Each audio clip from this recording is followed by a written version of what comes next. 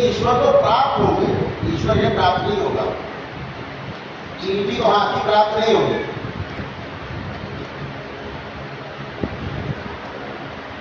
हाथी पे चींटियां बैठ सकती हैं। तो जब ये तीन शरीर एक साथ छूटते हैं तो व्यक्ति जो है ईश्वर को उपलब्ध हो जाता है, ज्ञान शून्य को उपलब्ध हो जाता है। ज्ञान को ही शून्य का, शून्य को ही ज्ञान कहा है, उसको उपलब्ध हो जाता है। और जब उसको उपलब्ध हो जाता है तो उसे कहा जाता है कि निर्वाण को प्राप्त हो गया। ऐसे गुरु को कभी भी धरती में कोई भी, जब वो धरती में है ही नहीं, ब्रह्मांड में ही नहीं है, दशम द्वार से ये ब्रह्मांड इससे पार हो गया, पार ब्रह्म परमेश्वर हो गया। अब वो ईश्वर विलीन हो गया। जो बूंद थी वो समुद्र में विलीन नहीं हुई, समुद्र बूंद में विलीन हो गया। इसको ढंग से समझना है। जो बूंद समुद्र में विलीन हो जाती है वो बूंद फिर से बरस के बाहर आ जाती है, और जिस बूंद में समुद्र विलीन हो जाता है वो बरस कई बार लेता है, वो समुद्र ही बन जाता है। ऐसे गुरु को, ये तो एक ब्रह्मांड की बात हो रही है, इसमें हजार मतलब लाखों धरतियां हैं। वेदों में बताया गया करोड़ों धरतियां, और ये जो ब्रह्मांड में ही नहीं है वो, इससे भी व्याप पार हो गया, पार ब्रह्म तो समस्त ब्रह्मांडों में विचरण करता है, वो दिव्य आत्मा होती है, वो गुरु होता है, वो महागुरु होता है,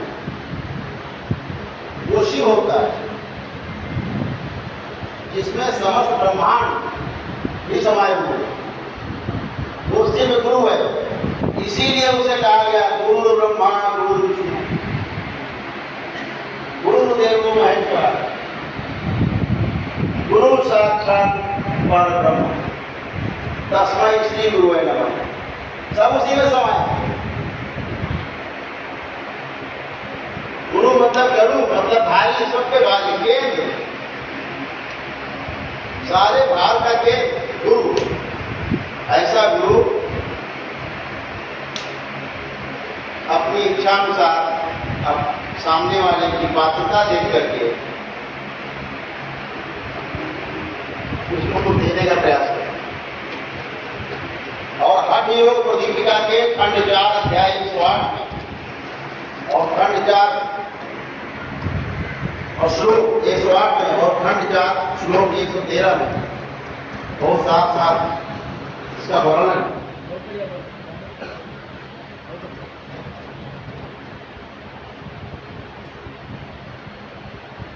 ऐसे गुरु को कोई साध नहीं सकता, यानी आप चाहें कि प्रार्थना पूजा करके उसको मना लें, अपने बस में कर ले, तो भी नहीं कर सकते।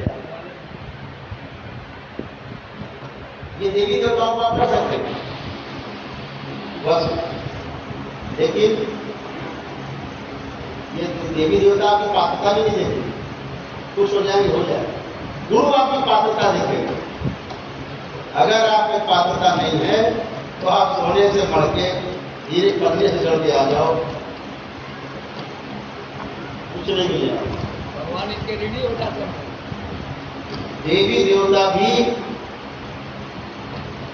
तपस्या करते हैं कि हमें मनुष्य का शरीर मिले, तो जब मनुष्य का शरीर मिलेगा देवी देवता फिर जन्म लेंगे शरीर में, फिर वो अपना ध्यान योग से या भक्ति योग से जैसा भी अध्यात्म के सहारे और दशम द्वार, यही शरीर ये मनुष्य का जो दशम द्वार जाया जा सकता है, और जब वो भी देवता इससे पार हो जाता है तो भी गुरु बन जाता है, महागुरु केंद्र बन जाता है, पार हो जाता है मनुष्य। इसके लिए देवी देवता तरसते हैं कि मैं गुरु हो जाऊं,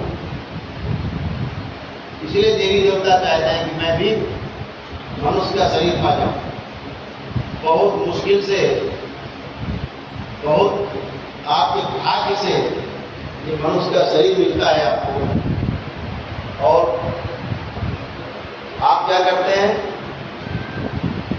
इस शरीर को नष्ट कर देते हैं। तो ऐसे गुरु को कोई भी भूत प्रेत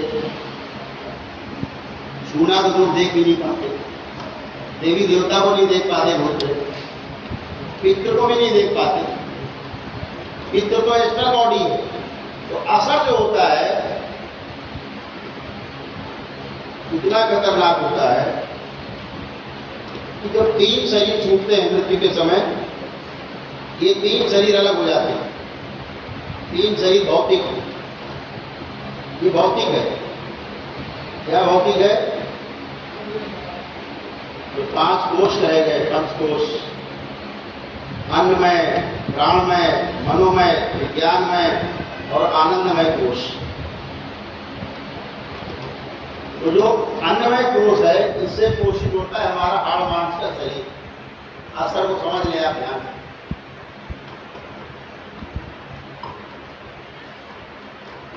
अन्नमय कोश से पोषित होता है आपका स्थूल शरीर, ये फिजिकल आपकी बॉडी को। और जो प्राणमय कोश है, उससे पोषित और संचालित होता है आपका सूक्ष्म शरीर, जो भूतों के पास होता है। और जो मनोमय कोश है, उससे पोषित होता है आपका ऊर्जा शरीर, उसे कारण शरीर बोलते हैं, जो हमारे पितरों के पास होता है। और जो विज्ञानमय कोश से पोषित होता है शरीर, पूरी अवस्था इसमें होती है, उसे कहा गया कि ये देवी देवताओं का शरीर होता है, जो ना भौतिक है और ना ही अभौतिक है। दूसरे शब्दों में कह ले कि भौतिक भी है और अभौतिक भी है। तो जो ये 3 शरीर हमने आपको पहले बताए, मान लीजिए एक रामलाल के पूर्वज उनके साथ रहते हैं, और रामलाल का पूर्वज अगर ये सोचे कि अब श्यामलाल के वंशजों में घुस जाए, आसान घुस जाएंगे। आपने हमारे पुराने तमाम डिस्कोर्स सुने होंगे कि भूत घुस तो जाता है, एक बार निकलने का रास्ता उसको नहीं पता वापस, इसलिए मार खाता रहता, पीटता रहता, बार बार चिल्लाता रहता है, चले जाएंगे, जा नहीं पाए, जाने का जुगाड़ नहीं पाए। दूसरे के 100 रास्ते, 1000 रास्ते, निकलने का कोई रास्ता नहीं, व्यवस्था नहीं बनी।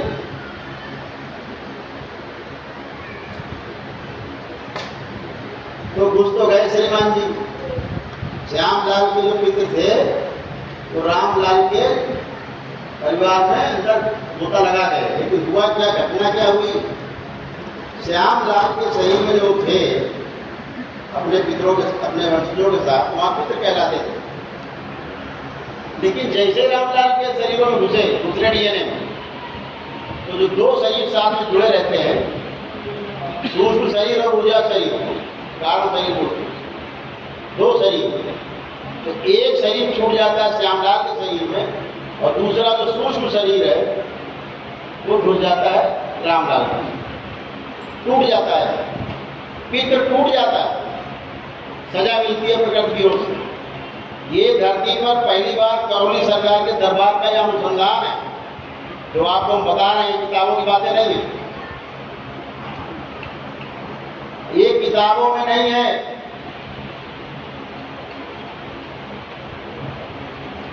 ये गुरुदेव जो दिखाते हैं ये वो है, अनुभव है, वो जो दिखाती है माँ अनुभव है।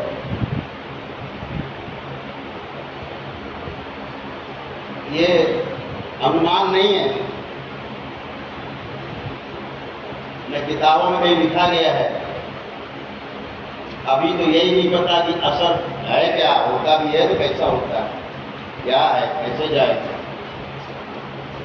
पूरा अनुसंधान इस दरबार में अनुसंधान चल रहा है। तो क्या हुआ, श्यामलाल से निकला उनका पित्त, तो वहां तो उसके पास एस्ट्रल बॉडी थी। जैसे रामलाल के ऊपर बाद में घुसा दूसरे डीएनए में टूट गया, वहां बन गई दूसरी बॉडी, वहां रह गया उसका सूक्ष्म शरीर, तो उसका आधा शरीर जो ताकतवर था यहाँ रह गया अपने वंशजों में। तो जब प्रेतों का संहार होता है तो सूक्ष्म शरीर का संहार होता है, बाहर निकाल दिया था बाहर। जैसे ही जिसको पीड़ा हो रही जिसमें भूत है, वो जैसे कट के बाहर निकला, जहां उसका आधा शरीर था उसके वंशजों में, तो एकदम से निकल के वापस वहीं आ जाता है जहां से प्रेत निकाला था। वो उसका ऊर्जा शरीर दूसरे शरीर शिफ्ट हो जाता है, कहाँ, जहां उसका सूक्ष्म शरीर था। अब सूक्ष्म शरीर बाहर हो गया, ऊर्जा शरीर अंदर है। ये असर है, उसी ऊर्जा शरीर को असर बोलते हैं। वो प्रेत की भाषा ही बोलेगा, आप बोलेंगे तो प्रेत है, अभी तो गए नहीं, बहुत शक्तिशाली है। अब वो कर कुछ नहीं सकता, वो कर तभी कुछ पाएगा जब उसके पास सूक्ष्म शरीर जुड़ जाएगा, ऊर्जा शरीर। ये क्या होगा, वो असर आप झेलते रहते हैं। तो अभी तो सूक्ष्म शरीर नहीं दिख रहा आदमी को ठीक से, अब ऊर्जा शरीर कैसे दिखेगा, तो वहां की गुटली है।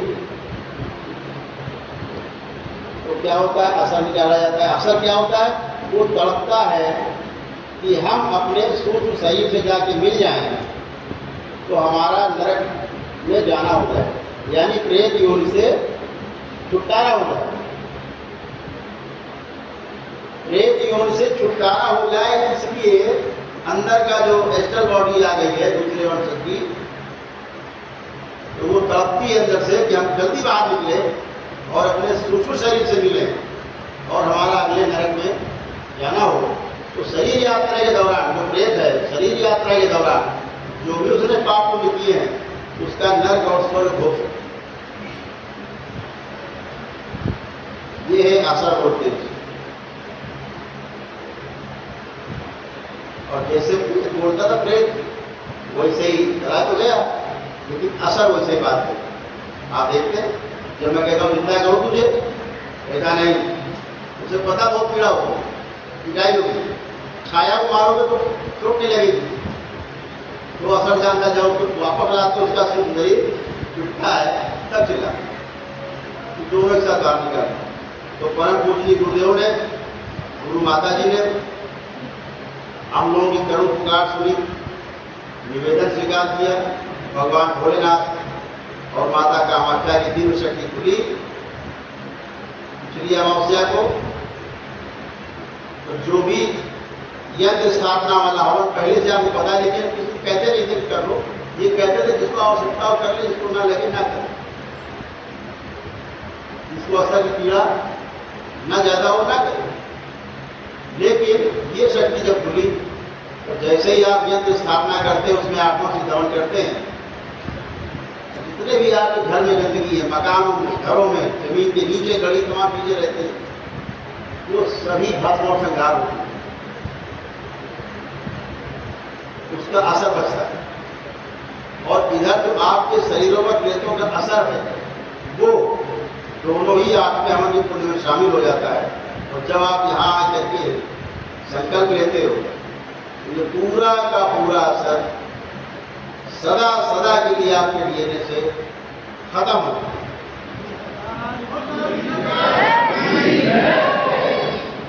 ये दरबार की नई शक्ति कुछ गुरुदेव ने बहुत पीड़ा से लोग करते,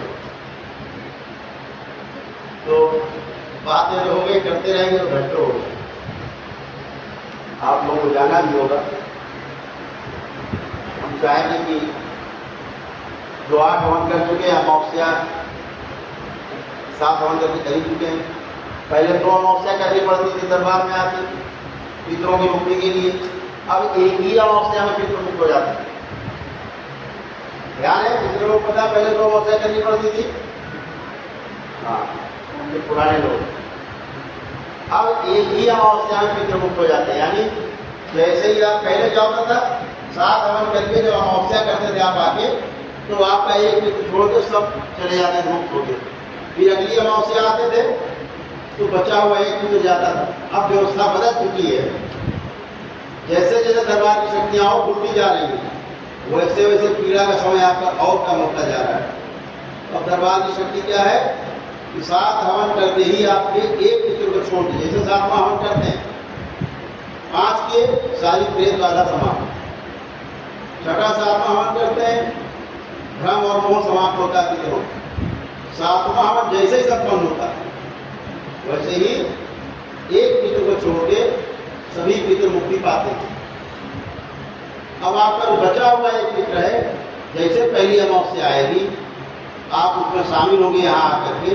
अभी तो लॉकडाउन है तो आप ऑनलाइन कर सकते हैं, अभी वो शक्ति खुली हुई है, आप घर बैठकर ऑनलाइन अमावस्या कर सकते हैं। क्योंकि आपको वहां जाना पड़े तो पूज्य बाबा जी ने शक्ति खोली थी कि सब ऑनलाइन कर, उससे मुक्ति हो जाएगी। तो जैसे ही आप पहली अमावस्या करेंगे 7वां हवन करके, आपका बचा हुआ एक पितृ भी चला जाता है। इसके बाद जब 8वां हवन करके यज्ञ स्थापना करके आप आएंगे, दरबार में आके संकल्प लेंगे, जो असर बचे रहते हैं प्रेतों के, और घर की जो गंदगी है, जैसे आप घर जाते तो आप उलझन हो, लड़ाई झगड़े हो, वो सारा समस्या जो असर है वो भी सब एक साथ संकल्प लेते ही समाप्त हो। ये जो इसको तंत्र मंत्र लोग किए कराए रहते हैं, डीएनए को बड़ी आसानी से आप काट देते हो। आप जो सर्व पीड़ा मुक्ति के कार्यक्रम देखते हो अपने आप से कट जाएगा। सामूहिक आप आए, कार्यक्रम चला और आपकी समस्याएं दूर होती गई। ये आपके कर्म अच्छे जो नए लोग आ रहे हैं वो तो बड़े आराम में आ रहे हैं। पहले तो लोग आते थे 7 महीने में होते थे, शुरू में 7 महीने में होते थे। जैसे जैसे परम पूज्य बाबा जी दरबार की शक्तियां खोलते गए, भगवान भोलेनाथ और मां कामाख्या की दिव्य दृष्टि इस दरबार के लिए, दरबार के भक्तों के लिए खुलती गई, उनकी शक्ति उनकी कृपा यहाँ बढ़ती गई। वैसे वैसे कब की जो समय सीमा थी, आपकी जो स्वस्थ होने की समय सीमा थी, वो कम होती गई और कम समय में आप स्वस्थ होते।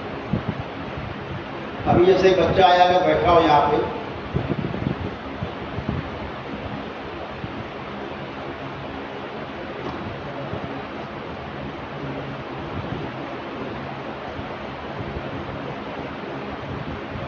अभी 2 बच्चे आए, भाई के 2, अभी 3-4 दिन पहले उनके पिताजी को कैंसर था, 2017 में हुआ, सर्जरी हुई, माउथ अल्सर था। उसके बाद उनको लगा ठीक हो गए, ठीक कुछ होता नहीं, सब अंदर बैठे हैं बीमार, फिर आप ऐसे हो जाओगे, बचने का कोई प्रश्न नहीं है। जो पितर जैसे मरा है इस बीमारी से, जब वो पितर आपके आगे होगा डीएनए में, आप उसी की बीमारी से ग्रस्त होंगे। इससे आपको संसार में कोई नहीं बचा पाता। ये यहाँ बैठे बहुत लोगों के अनुभव हैं, यहाँ अनुभव है कि नहीं है। जो जैसा बीमार रहता है प्रेत या पितृ, वैसे ही लोग शरीर में हो जाता है। कितने लोग उसका अनुभव है, तो जितने लोग अनुभव है आपको भी होने वाला है। अगर पितृ पैरालाइज था तो आपको पैरालाइज होना कोई भी गणित है। अंधे थे तो आपका अंधा होना तय है। कैंसर था तो कैंसर होना आपको तय है। किसी किसी को होगा जरूर, फैलता जाएगा धीरे धीरे। तो बच्चे आए, मेरे साथ ठीक हो गया था, उसके बाद वो फिर से हो गया दोबारा 2019 में, फिर से फरकने लगा दोबारा सर्जरी के बाद, और बड़ी बड़ी गांठें हो गई फिर से, और पूरा मुंह जकड़ गया, पूरा सूजन हो गई, पूरी फैल गई, और कोई भी औषधि काम नहीं करती। बहुत पेन किलर्स किए जाते थे कि इस पर ठीक हो जाएगा, नहीं ठीक हो। बहुत उन्होंने तमाम मंदिर मस्जिद गुरुद्वारा किया, बहुत गए गुरुओं के पास, संतों के पास, बड़ा अनुष्ठान पूजा, जब जो करा सकते थे कराए, साहब ऐसी कोई बात हो तो ठीक हो जाएगा। जब नहीं हुआ तो किया और उनके मन में बात आ गई कि हिंदू धर्म जो है, सनातन धर्म जो है, डपोर संघ है और इसकी कोई ताकत नहीं, हमारे धर्म में कोई ताकत नहीं, ऐसा उन्होंने सोच लिया। वो बच्चे तैयारी कर रहे हैं, सिविल सर्विस की पढ़ाई करते हैं, आपने इंटरव्यू दिया,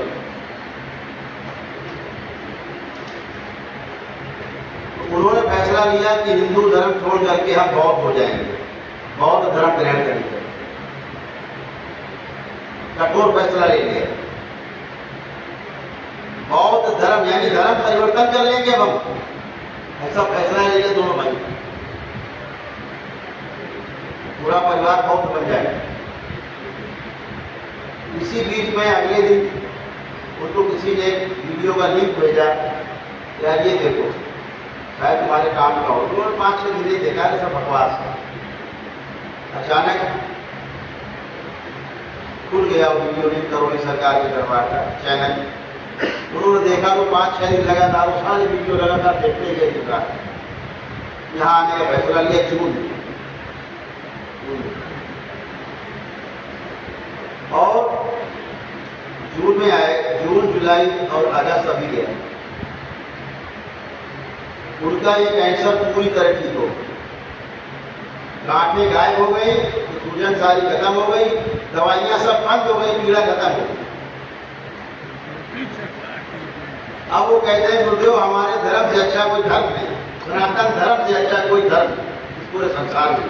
करोली सरकार तो कहते हैं गुरुदेव हम पहले नास्तिक थे, अब हम भयंकर आस्तिक हो गए।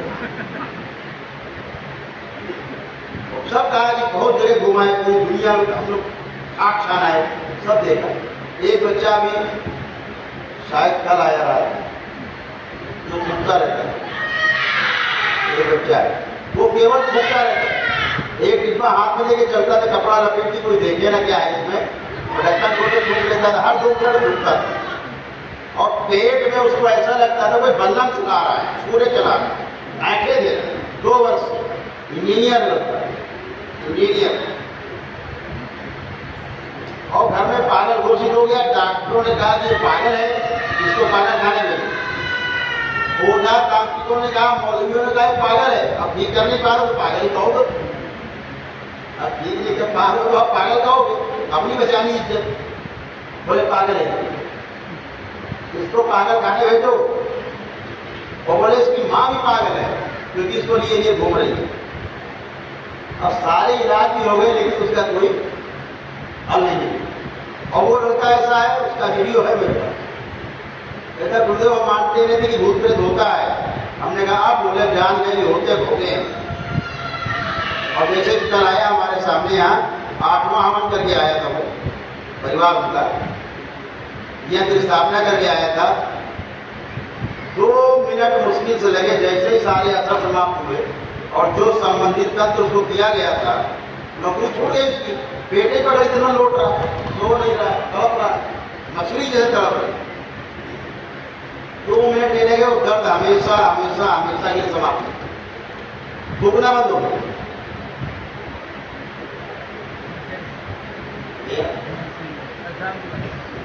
तो धैर्य से आपको सब कुछ मिलता है, जल्दबाजी में पास वाला भी चला जाता है। बहुत लोग सोचते हैं 7 हवन के काम खत्म हो गया, घर चलो, बाबरे भाई ठीक नहीं हुए। मैं बार बार कहता हूँ हवन का मतलब सिर्फ इतना ही 7 हवन का, 5 हवन में आपकी प्रेत बाधा समाप्त होगी, पूरे DNA की, पूरे कुल की। और 7वां हवन करके अमावस्या का लेने से एक आपके सभी पितरों की मुक्ति हो जाती है। इतने के लिए हवन, बाकी चिकित्सा कंटिन्यू रहती है। और इसमें एक पेज ये भी है, इसी बीच में अगर आपने कहीं करोली सरकार के दरबार की चिकित्सा छोड़ के 7 हवन के बाद कोई ओझा मौलवी क्या चले गए जल्दबाजी में, तो जो 7 हवन का पुण्य आपका छपा है वो भी 0 हो जाता है। तो फिर तो आप मुक्त हो गए, उनके तो दोनों शरीर चले गए एक साथ, इसीलिए उनका असर नहीं छूटता किसी का। उनका जो ऊर्जा शरीर है वो सूक्ष्म शरीर दोनों एक साथ निकलता है, क्योंकि मुक्ति पाता है, जन्म लेना होता है, स्थूल शरीर ग्रहण करना होता है, इसलिए उसका असर छूटता नहीं। उसका जो ऊर्जा शरीर वो नहीं छूटता, शरीर में वो मुक्ति पाता है।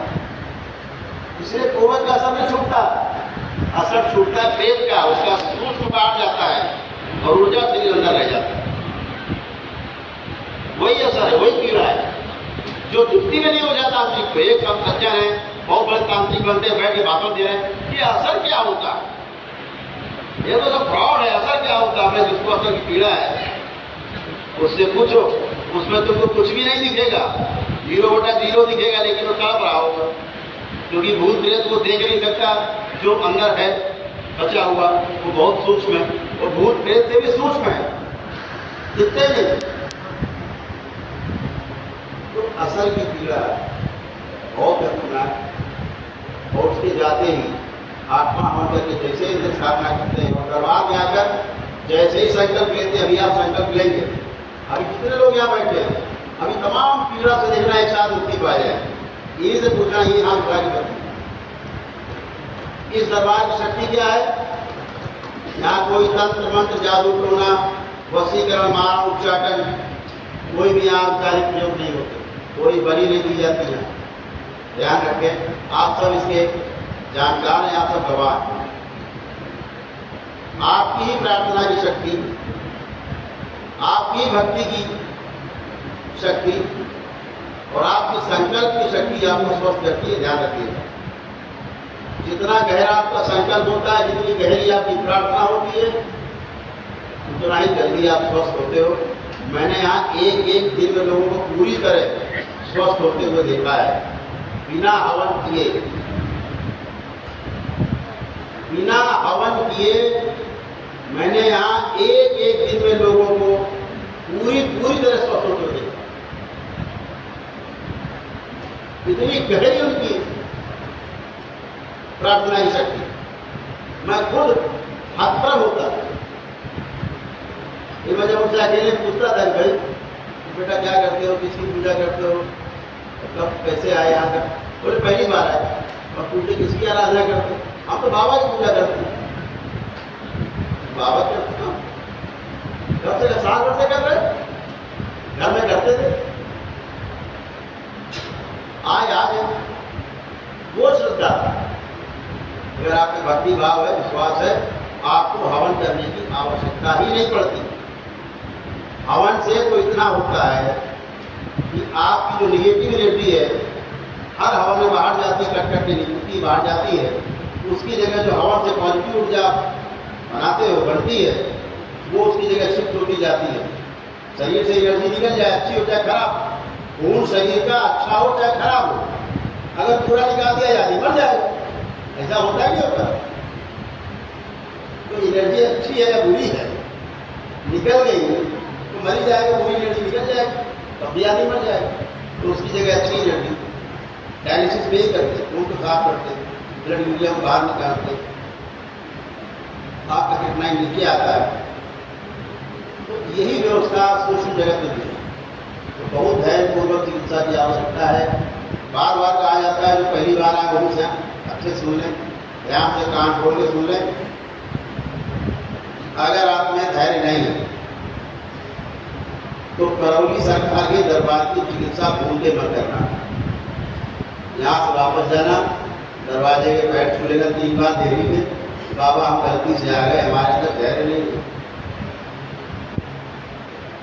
बढ़िया कोई मुल्ला मौलवी ढूंढो, वहाँ चिकित्सा कराओ, बढ़िया ताबीज बनवाओ, झाड़ फूक करवाओ, इसमें आपको बहुत राहत मिलेगी।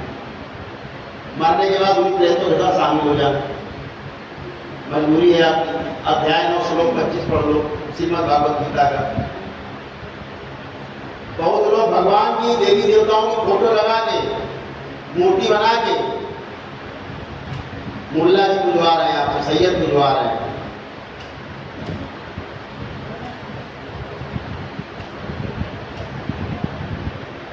आप मुस्लिमों की पूजा कर रहे हो बैठ के, प्रेतों की जो मारे गए हैं, जो शुरू से उतर रहे हैं, बदमाश रहे हैं, बाजी रहे हैं, केवल सताया पूरे जीवन सबको, मरने के बाद साधु हो जाएगा वो।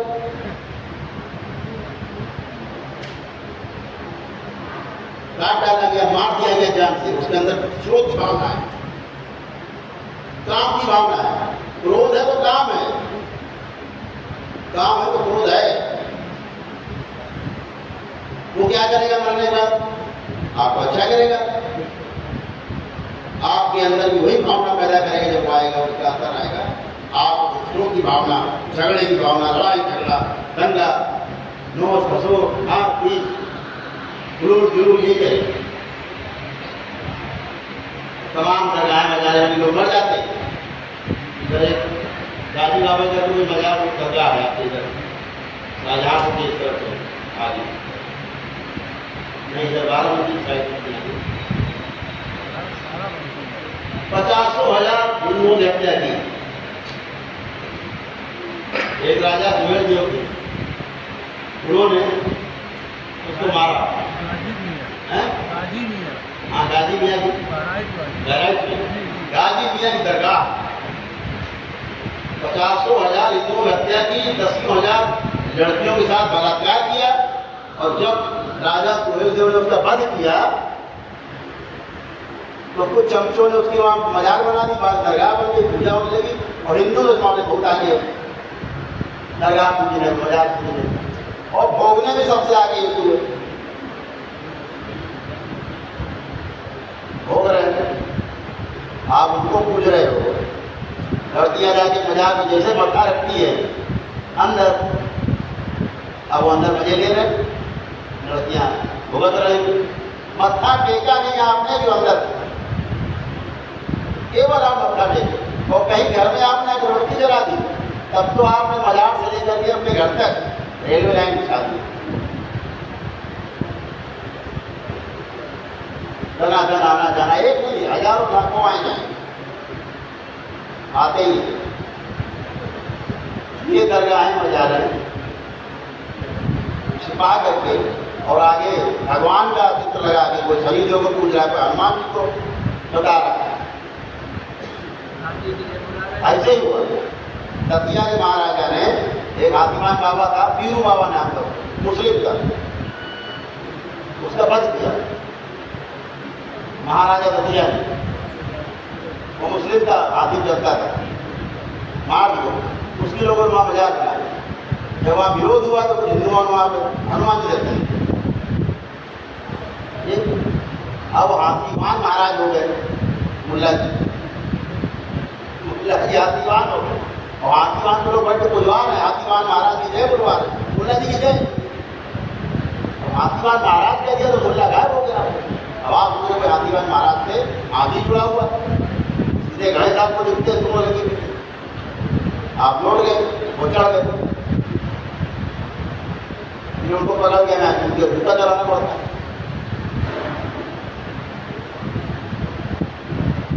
बहुत बड़ा भ्रम, गली गली ये नौटंकी गली गली है हिंदुस्तान के अंदर। मुस्लिम प्रेत आप पूछते हो, प्रेत देवी दुर्गा नहीं पूछ रहे, प्रेत पूछ रहे हैं।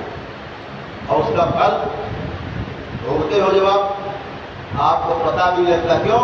मारने वाला भी वही, इलाज कराने भी वही जा रहा है। ये दरगाह से वो दरगाह, वो मजार से वो मजार, ये मुल्ला जी वो मौलवी, वो मौलवी जो मुल्ला जी, यही कर रहे हैं। कुछ नहीं होगा।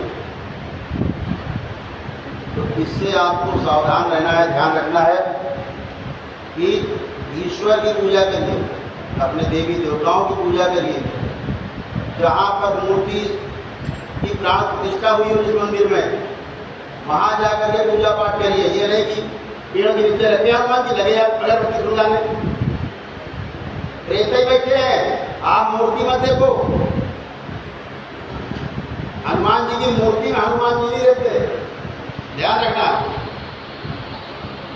इस धरती पर पूरे विश्व में एक ही ऐसी मूर्ति है, केवल एक मूर्ति, वो छोटी हो चाहे बड़ी हो, जिसमें भूत प्रेत नहीं जाते। ध्यान रखना, जंगल में भी हो तो दंडवत का लेना सावधान, वो है शिवलिंग।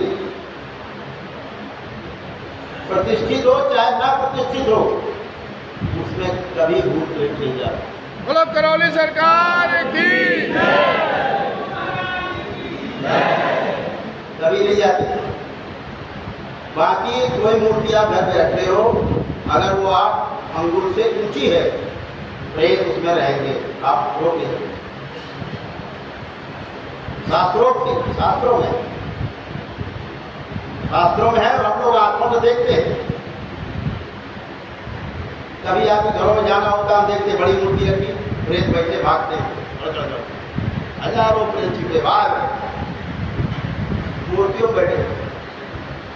आप पूजा कर रहे हो, पुण्य का भाग वो खा रहे हैं, देवी देवता गए बाढ़ में और भाग और मोटे हो रहे हैं, बिना बहुत तंग कर रहे हैं। आप कह रहे हो अच्छे भगवान हम तो पूजा करे मारे जा रहे हैं और यहाँ तो परेशान हो रहा है, हटाओ मूर्ति को, भगवान कोई नहीं, बिना पैसा बोलते हो, लाओ धर्म पर रोटी।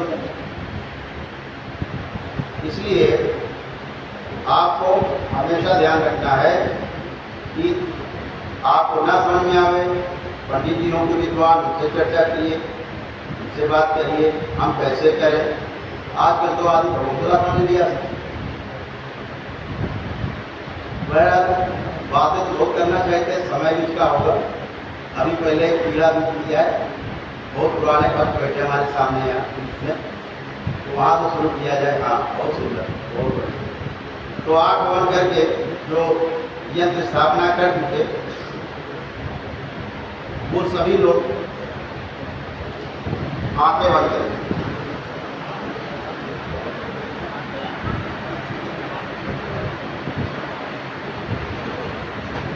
केवल वही लोग आंखें बंद करेंगे जिनको कहा जाए ध्यान रखें, बाकी लोग आंखें खोल के बैठेंगे। आंखें खोले हुए भी ओम नमः शिवाय का जप करते रहें और जिनको कहा जाए आंखें केवल वही लोग बंद करेंगे। ध्यान रखना, ये करौली सरकार का दरबार है, जितना आप संकल्प करते हो उतना ही होता है और खुशी का होता है। बाकी लोग आंखें खोल के बैठेंगे, बाकी लोग मणिमन ओम नमः शिवाय जप करते रहो। आठ हवन और यंत्र स्थापना कर चुके लोग असल की पूर्ण समाप्ति के लिए संकल्प उठे जा रहे हैं। सभी लोग आंखें बंद करें, अपने अपने हृदय में भगवान भोलेनाथ को ध्यान करें, शक्ति स्वरूपा माता कामाख्या को प्रणाम करें, परम पूज्य जी बाबा जी को प्रणाम करें और गुरु माता जी को प्रणाम करें। पुनः से परम पूज्य जी बाबा जी को प्रणाम करके दरबार से प्रार्थना करें कि हम लोगों ने 8 हवन करके अपने घर में यंत्र स्थापना कर ली है।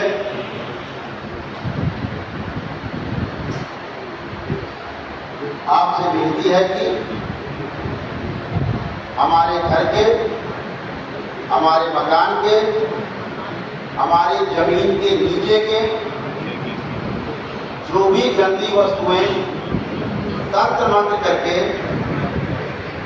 गाड़ दी गई हो, वह चाहे मेरे द्वारा या किसी भी अन्य व्यक्ति के द्वारा जानबूझकर या धोखे से गाड़ दी गई हो या कोई तंत्र मंत्र घर पर किया गया हो, तो उन सभी आसुरी गंदी शक्तियों के साथ साथ उनके असर को भी खींचकर इसी यंत्र स्थापना के 8वें हवन में सम्मिलित कर लिया जाए तथा मेरे और मेरे परिवार के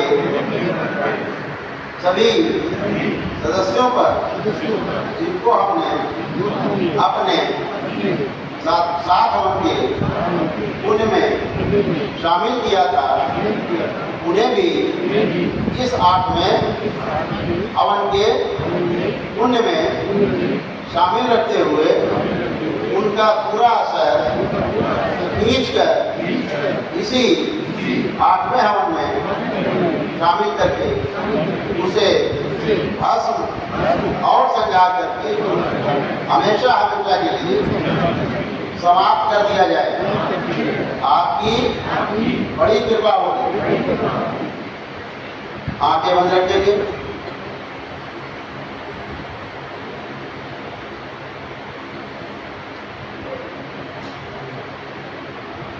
आंखें बंद रखते हुए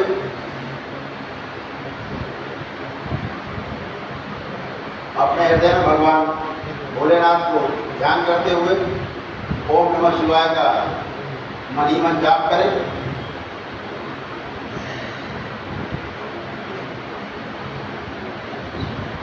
और दरबार से और पूजनीय बाबा जी से प्रार्थना करते रहें, मुझसे, मेरे परिवार से, परिवार के एक एक सदस्य से, मेरे घर से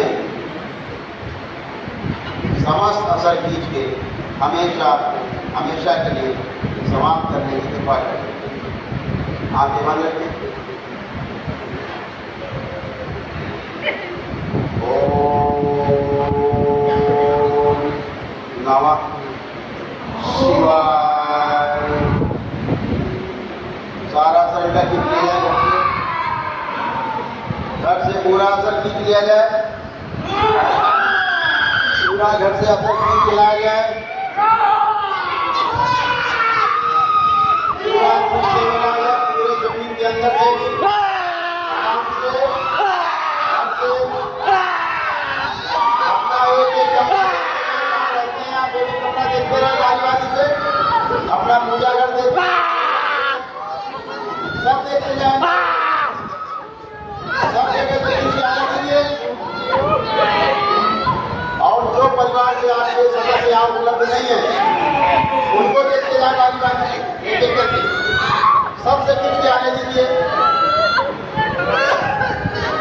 पूरा खींच के लाया जाए,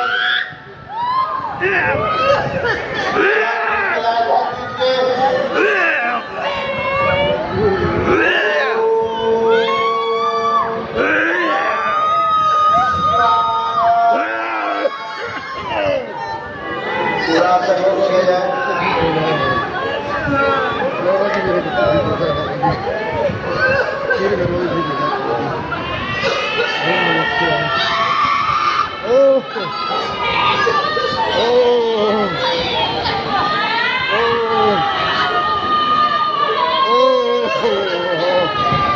बाबा जी मैं धन्य हो किया जाए घरों से और परिवार की तरफ से अपने ईश्वर से। ओम नमः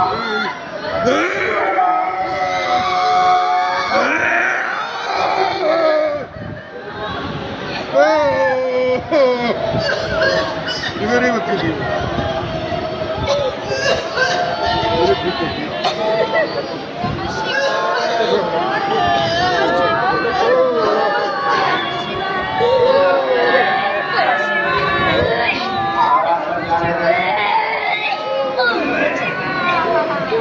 अपने दोनों हाथ नीचे उठा लें, दोनों हाथ ऊपर उठा लें, संकल्प कर रहे हैं, निकल जाने से सारा असर जरा बिना बचे प्रार्थना करते रहे कि मेरे द्वारा सारा शरीर से निकाल लिया जाए, सर पूरे परिवार का घर का सब निकाल लिया जाए। ओम नमः शिवाय।